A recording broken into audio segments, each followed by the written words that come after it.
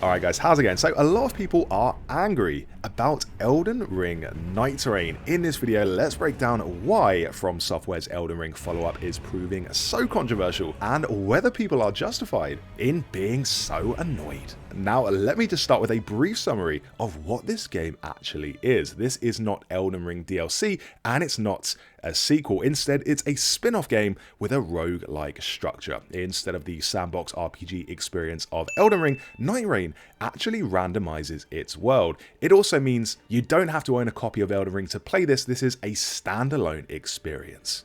Basically, what you do in this game is try and survive 3 full day and night cycles, and you'll do this either alone or with up to 2 other players in co-op. Each night the map gradually shrinks, which is caused by something called the Night's Tide, until you are forced to fight a powerful randomized boss. The world becomes progressively more challenging across each of the 3 days, culminating in a battle with the fearsome Night Lord. If you manage to beat this boss, you unlock high level gear and weapons, and then you'll go back into the world with that gear to start again. So that's the general premise of Nightreign, which I think personally sounds really fun, but why do people hate it so much? Well, there are a few arguments, but the biggest one I can see is the lack of carry-over progression. You cannot carry over your current character from Elden Ring, which means you'll have to start all over again. And I can see the issue here. People have spent hundreds of hours in Elden Ring building up their character, pouring in stat points and grabbing every weapon and armor piece in the game. I myself have done this, but you know what? The whole point of Nightreign is that it's a brand new game. The idea is you start afresh with the aim of progressing your new character. If you already had top tier equipment, there would be less of an inclination to play through the game. So for me, I'm embracing the chance to start again with a new character.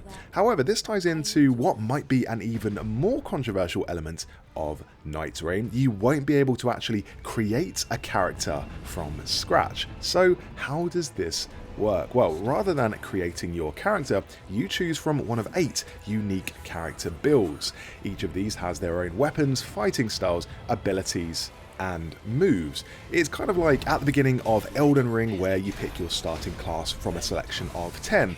Like the Astrologer, for instance, they have a staff, they have a sword, and a small shield, and they also come with higher intelligence. The Vagabond, meanwhile, has a sword, shield, and halberd, and they have higher vigor. So in Nightreign, just like in Elden Ring, you're selecting a character with inbuilt gear and stats. It's just that they're slightly more developed, which is kind of a way to make it so you're not heading into battle with a low-ranked, unskilled character. From Software are giving you a bit of a leg up. You will still be able to customize the appearance of your character in Nightreign by unlocking skins, and you'll also be able to upgrade your equipment by unearthing special relics as well. So there's definitely progression. It's just progression of a different character to the one you were playing in Elden Ring. And to be fair, that game came out in February 2022, so it's 2 years old at this point, and personally, I am ready to move on. And by the way, for those that were really invested in Fashion Souls, which is where you put together your own unique looks and outfits,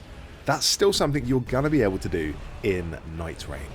But really, the whole point of Nightreign is synergy with teammates. The devs really want your character to be distinct from your teammates' characters, so you can combine your skills and create powerful synergies. Collaboration is the best way to take down all of the foes you're going to be encountering and venturing into the more dangerous parts of the map, which is another reason people are annoyed. The emphasis on co-op. A lot of players, they just want to play alone, and I can empathize with that. I played the majority of Elden Ring alone, only drafting in other players when I was struggling against a particularly formidable boss. Now, From Software says you can opt to play Elden Ring Nightreign solo, so that is still an option, but there is strength in numbers. So what this tells me is that solo in this game is basically going to be hard mode. If you want the standard level of difficulty, you will have to play as a team throughout. You can play with randoms though, so you don't have to just play with people on your friends list,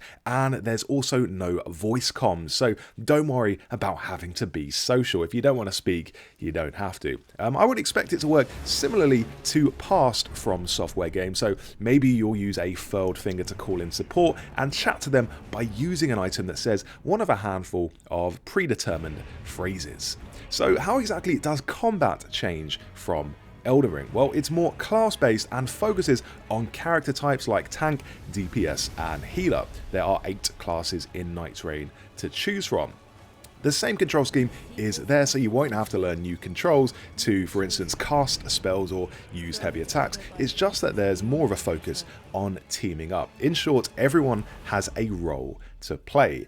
Saying that, however, there are some subtle changes to the gameplay, like full damage is removed entirely, and to me that says exploration is going to be much more faster paced. You won't be spending ages trying to work out the optimal route through environments because you're scared of falling off a cliff. You'll just bound around jumping off high points without a care in the world. Added to that, movement is sped up to allow faster exploration and navigation.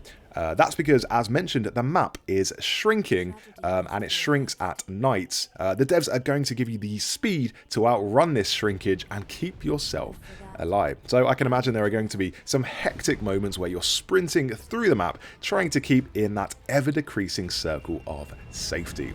Now, something else people are rightfully nervous about is the time limits. With sessions in this game limited to 3 days, aren't you just going to be under constant pressure? Well, I mean, it is right to say Nightreign is more session-based. It's more focused than Elden Ring, so you play it in bursts. It has been reported 3 days in the game is equal to 40 minutes, so the idea is you'll play Nightreign in 40-minute sessions. That said, there is nothing stopping you from going back in for another session, just like with any other roguelike. I can see where the concern is coming from, like if you slapped a big old timer on Elden Ring and kicked players out of the game after 40 minutes. That would not be ideal, but you have to remember Nightreign is a completely different experience with different mechanics. It's faster paced, it's more direct, and it's split into chunks. So how do we level up in this game? Well, just like in Elden Ring, you'll use Sites of Grace, which are located across the constantly shrinking map. The change from Elden Ring is that you won't be investing your runes into individual stats, but rather into your level as a whole. This will then increase your character's stats across the board. Character stat progression doesn't carry across between sessions, so each session you'll try and build up your character again. If you've not played a roguelike before, that sounds a bit worrying. Like, isn't that just going to be a frustrating experience where your character is constantly resetting? It just means, though, that the speed of leveling is going to be much quicker, so you'll churn through those ranks during each session. And that said, it's not like there's no progression. You can carry over relics between sessions, and these relics provide massive bonuses which improve exploration, combat skills, defense, and more. So where does this game actually take place? There has been confusion about that. It's not in Limgrave, which is the world from Elden Ring, and it's not in the Lands Between, which is the world from Shadow of the Erdtree. Instead, it's a universe parallel to the core Elden Ring universe. This is a place called Limveld. It's an amalgamation of some of Limgrave's environments and areas, so you'll see some familiar sites alongside new ones. There'll also be a new layout to learn. So it's basically just a way for the devs to recycle assets while trying to fit them into a fresh landscape that you actually want to explore. And I can understand that, because if we expected the devs to make a whole new world for Nightreign, we would be waiting years.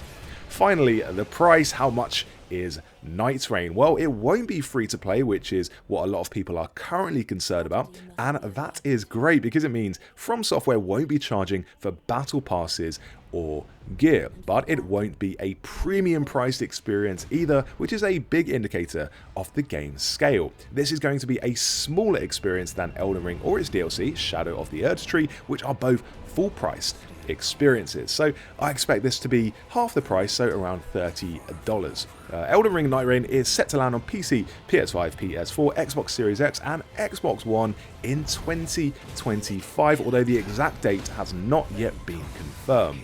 As well as that, it's a standalone game, so you won't need to own a copy of Elden Ring to play this. So that's the lowdown on Elden Ring Nightreign, and also why people are kind of getting annoyed at this game. But for me personally, I'm really excited about this and cannot wait to dive in. Anyway, let me know your thoughts down in the comments, like the video if you enjoyed it, and for more Elden Ring Nightreign news, subscribe to the channel.